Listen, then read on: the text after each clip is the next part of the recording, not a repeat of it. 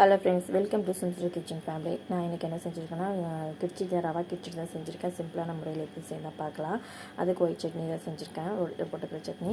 First வந்து நெய்யில் வந்து ரவையை நல்லா வதக்கி எடுத்துக்கிட்டேன். ஒரு ஸ்பூன் அளவுக்கு ரவையை நல்லா நெய்யில் போட்டு வதக்கி எடுத்துட்டு, இப்போ வந்து தேவையான அளவுக்கு நம்ம ஒரு ஸ்பூன் நெய் ஊற்றிட்டு தாளிக்கிறதுக்கு அதுக்கு வந்து தேவையான அளவுக்கு எண்ணெய், கடலை எண்ணெய், ரீஃபண்ட் ஆயில் எது வேணாலும் வந்து இது நல்லெண்ணெய் வேண்டாம், வாசனை வரும்.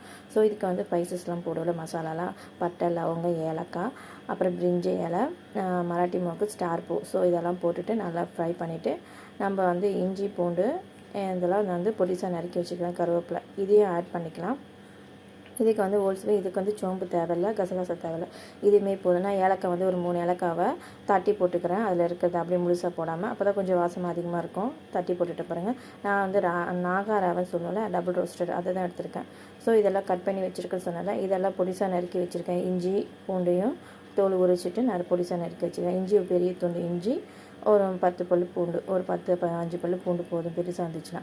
ஸோ முந்திரி பருப்பு ஒரு 10 முந்திரி பருப்பு இதெல்லாம் போட்டு நல்லா ஃப்ரை பண்ணிவிட்டு, மீடியம் சைஸ் வெங்காயம் வந்து நான் ஸ்லைஸில் நட் பண்ணி வச்சுருக்கேன். இதை பார்த்திங்கன்னா தெரியும், பிரியாணிக்கு போடுவோம்ல, அதை போல் நறுக்கிக்கலாம். நறுக்கிட்டு இது போல் வதக்கிட்டுக்கலாம். இதுக்கு தேவையான கொஞ்சமாக உப்பு போட்டுட்டு வதக்கிக்கலாம். அப்போ தான் சீக்கிரம் கொஞ்சம் வதக்கி வரும். உப்பு போட்டோம்னா வெங்காயத்துக்கு சீக்கிரம் வதங்க சொல்லுவாங்க. அது போல் வதங்கி வந்தோடனே ஒரு மீடியம் சைஸில் வச்சுருந்த தக்காளி தான். இதுக்கு வந்து ஒரு தேவையான அளவுக்கு வந்து நான் பச்சை மிளகா வந்து 4 பச்சை மிளகா எடுத்துருக்கேன். மீடியம் சைஸ் பச்சை மிளகா, பெரிய சைஸு. உங்களுக்கு காரம் அதிகம் சாப்பிட்டிங்கன்னா கொஞ்சம் பெருசாக போட்டுக்கோங்க.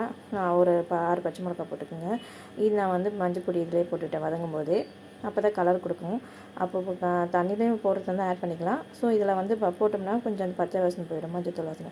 நான் வந்து இதுக்கு வந்து 1/2 கிலோ ரவைக்கு கொஞ்சம் கம்மியாக எடுத்திருக்கேன். 450 கிராம் இருக்கும் கிட்டத்தட்ட. இதுக்கு வந்து நான் வந்து 3/4 கிளாஸ் இருந்துச்சு அளந்தபோது. அதுக்கு வந்து நான் 1/2 டம்ளர் தண்ணி எடுத்தேன், டபுளாக எடுத்தேன். இதை நான் பாயில் பண்ணி எடுத்ததுனால சீக்கிரம் கொதி வந்துடுச்சு. நீங்கள் அப்படியே ஊற்றினாலும் ஊற்றிக்கலாம் தண்ணியை.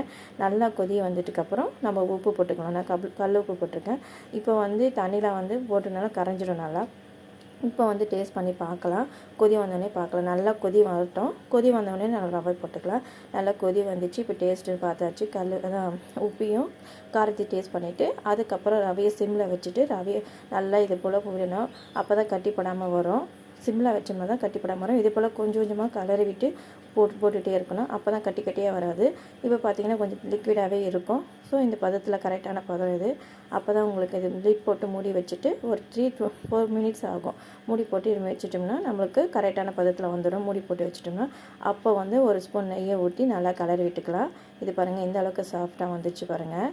நல்லா சாஃப்டாகவும் சூப்பராகவும் இருக்கும். இதை போல் செஞ்சு பாருங்கள். வெஜிடபிள்ஸ்லாம் தேவையே இல்லை. இதுவே நம்மளுக்கு நல்லா டேஸ்ட்டாக கிடைக்கும். லாஸ்ட்டாக வந்து